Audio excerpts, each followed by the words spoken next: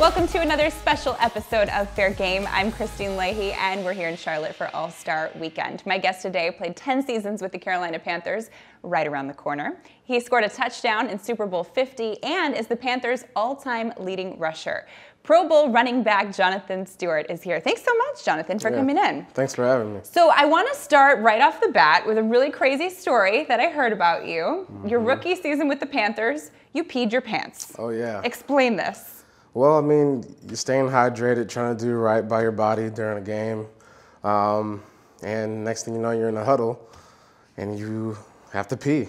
Oh, right there. Yeah. And so you just... And you just let it go. I mean, the team matters the most, and at the end of the day, if someone tackles me, they're going to feel your pee. feel my pee. I mean, that's actually kind of a great strategy, because I bet guys don't want to touch you when you're covered in pee. Especially if you smell bad and it's hot and humid.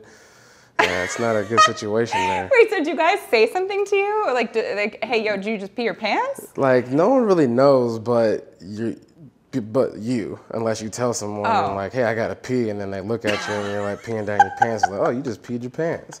But yeah, you got to do what you got to do. Does this happen more often than we think, that guys pee their pants in the field? I think so. You know, especially offensive linemen, because they're always in the game. You know, they don't get any breaks. You know, they're playing 72 snaps a game. So yeah, I'm pretty sure they have their ways about doing it. do you pee yourself ever twice in a game, or is it usually just a one-time thing? Just once, and you just spray yourself down with water. And, you just hose it down. Yeah. Why don't you maybe use that time to like go pee? Because in the moment and when you're in the game, if you really have to pee that bad, which I had to pee really, really bad, and I wasn't coming out, like I had to just get it out of my system. So now there are pee tents. Yeah. Is that because of you? I would like to say so, but I don't think so. I think pee tents have always, we had actual equipment guys with towels that would come around you and sometimes help you out with the situation of peeing in a bottle so that way the fans don't see you. But yeah. This is hysterical to me, but this is just normal for you guys. It's very normal. All right, okay. Well, moving on to actual football. So you shared the backfield with DeAngelo Williams for 7 years. You guys were both able to rush in 2009 for over 1,000 yards. Why were you guys so dominant that season? I'll say first, you know, our offensive line that year was pretty dominant. I mean, it was pretty easy. Like just, you know, and then obviously, you know, our play calling, our offensive coordinator really understood what he had in the backfield, and he really relied on us. And when you have a coach that relies on you, you get the confidence. And when you're getting the carries, you're getting, you know, you're getting in the zone. You like start to see things differently, and it becomes easy. And then me and DeAngelo had a situation where if I knew he was tired, I would just run in. And so when you have fresh legs continuing to just pound at the line of scrimmage, you know, defenses don't really like that. Yeah. You know, especially you have two guys that are compact and built and, you know, similarities of, you know, size, and then it's not fun to tackle. Well, you just said it. The offensive line was great that year, too. So did you get really good gifts for your offensive line? I definitely did. What did you get them? We got them Breitling watches. Oh, together? You guys teamed up together? Yeah, we teamed up together. Got them Breitling watches and the four-wheelers. So, yeah. Oh, wow. Yeah, all in 1 year? We gave them the option. So, like, hey, you want a four-wheeler, you want a Breitling? Oh, wow. Yeah. Which should most people choose? I can't really remember, but I feel like four-wheelers were a hit. The more expensive one, probably. Yeah. DeAngelo that year made the Pro Bowl, and you did not. Was that frustrating? No, not at all. No? I mean, at the end of the day, you know, it's, you know, you're being voted on by your peers and, you know, the fans, and, you know, we did a good thing that year. And you know, at the end of the day, it's a team sport. I'm not really much of an accolades type of person, still to this day, really. You know, I just go out and do my job and give my best efforts. You also played 7 seasons with Cam Newton. What is the best part of playing with him?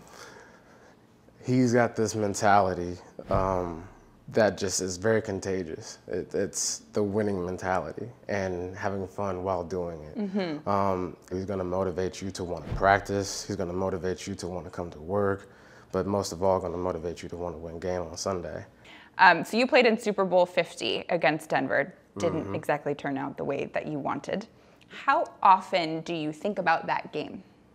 I think about it probably, if not every day, every other Really? day. Yeah, Still. yeah, and I think it's because we lost, clearly. You know, you climb a mountain and you think you reached the peak, and you get up to the mountain and you see another peak that you just weren't prepared for, or just didn't realize it wasn't reachable in your preparation. Is that what it was? And You felt like you guys weren't prepared for it? I just feel like we weren't prepared. How so? I think, you know, for the most part, you know, guys were trying to make it not a big game, and the preparation with that. And I think, you know, just being kind of where we were set up, it felt like an average week, you know, and by the time Super Bowl came around, it was like, okay, this is the game. And, you know, I think, you know, from the coaching staff down, like, I think everybody was, for the most part, like, thought they were prepared, but not prepared, obviously, because at the end of the day, the team that won was the most prepared. Well, because I think a lot of teams, they try to say, oh, this is just the same kind of game, this is a business trip, try to keep everyone level-headed, but you're saying that actually didn't work. Yeah, I think, you know, you definitely want to keep a level head, but you also want to know exactly what you're coming against. You did score a touchdown, though, in that game. Do you still have the ball? Yeah, absolutely, absolutely. Because usually we give away balls during football games, you know, to a fan in the stands. But I definitely kept that one because, you know, I've only been in Super Bowl once. So you can still have the good memories associated with the ball. Yeah, for sure. So you played with the Giants last season, and they drafted Saquon Barkley. How'd you feel about that? I'm going to go say this on the record. He's going to be the best running back to ever play this game. Really? As long as he can stay healthy. He's more than just his talent, his mindset about the game. He's not just trying to be the best running back. He's trying to figure out ways that he can get the ball in space, whether he can line up and slot. I mean, he believes he can do any and everything on the field, and he really can. He's a spectacular football player, great level-headed kid. Got a good support system behind him. It was great working with him. But all that said, like, he is so great, but what does that mean for you? You know, at the end of the day, this was my 11th season in the league. Yeah. And, you know, you at some point have to come to grips with the fact that, hey, look, you're older. You know, the NFL is all about production and looking forward to the future, and that kid is the future. And so when they drafted him, I knew exactly what time it was. It was, you know, I'm definitely going to compete. I'm going to show him what it looks like to compete and what it looks like to be an 11-year vet and still getting after it and still going through the routine and still, you know, preparing to be a starter. Yeah. Because at the end of the day, you never know when your time's up or when you're being called on. Sure. So the preparation is key, and he's got all the tools. Could you kind of mentor him? Absolutely. Yeah. Yeah. He's asked a lot of questions, not just even me. I mean, he asked, you know, I remember him talking to the kicker one day just about his preparation, asking him, like, what do you do to get ready for a game? Like, you kick the ball, like, what is there to it, you know? And he's just very, very intentional about his process. Okay, let's talk about your process. You mentioned it's been 11 seasons. You're kind of starting to think about the end here. There's been talks about retirement. Have you made any decisions? No, not yet. I mean, there's time. That's what the off season's all about. It's a time to reevaluate, you know, things for football and things away from it. My family, me and my wife, you know, we'll be in the talks of that soon.